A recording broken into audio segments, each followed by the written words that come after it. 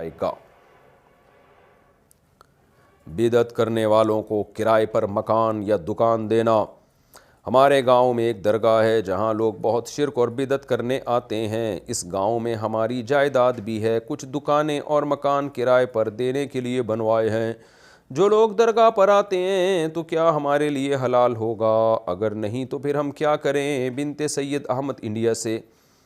آپ نے رہائش کے لیے چونکہ ہوٹل بنایا ہے، گھر بنائے ہیں، تو آپ رہائش کی نیت سے دے سکتے ہیں۔ آپ کوئی درگاہ کے لیے آئے یا مسجد کے لیے آئے، یہ اس کا ہیڈک ہے۔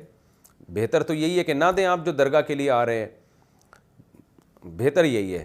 لیکن اگر دے دیا تو اس کی آمدن حلال ہوگی، کیونکہ یہ گناہ میں آپ کی طرف سے براہ راست معاونت نہیں ہے، کیونکہ آپ نے تو اس نیت سے دیا ہے کہ رہنے کے لیے دیا ہے نا، کوئی بھی آ کے رہے۔